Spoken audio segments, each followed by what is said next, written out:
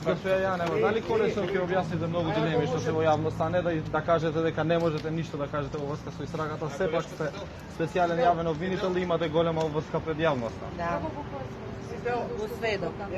Зашто адвокат ви требаше го сведок? Па тоа не е забрането, можам да дам, јас имам правни консултанти секој пат. Вие го се имате забранувани се разумно. Како? Го се ја биле забранувани се за адвокат. Седите со адвокат. Може би биле. Добро, господи Јанева, имало комуникација помеѓу Камчев и вас, дали е тоа вашиот глас што го слушнавме кога му велите на господинот Камчев дека секи биде во ред? Мора да бидете стрпливи за тоа. Ама веројатно знаете вашиот дали тоа е вашиот глас. Не смеам да го кажам тоа, бидејќи ова е истрага, треба да знаете и мислам и тоа е општо познато дека во истрага не се споделуваат информации.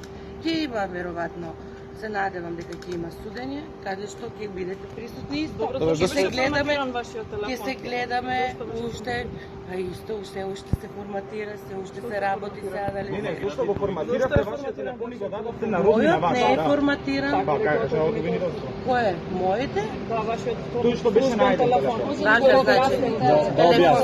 Да објасни за телефонот господ адвоката. Ова не е само ова не е само правен случај. Се работи за два мои телефони, кои сум ги користела. И двата се одземени и се на анализа во обвинителство. Да, но не се одземени кога се поварани, се одземени откако се форматирани. Не, тоа е трет телефон. Тоа е трет телефон што е изгубен. Не знам што да кажам. Не знам што да кажам, тоа да прашате обвинителка. Дали чувствувате вина?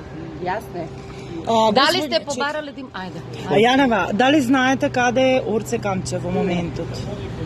Дали знаете каде се парите кои се излезени? Господја Јанева, зошто сте предложиле да има спогодбено за Империја и за Поштанска банка, а осумничените да не одговараат, туку само да ги вратат парите? Тоа има време кое ќе се објасни. Дали има инволвирано некој политичар во овој случај? Дали знаете? Не знам.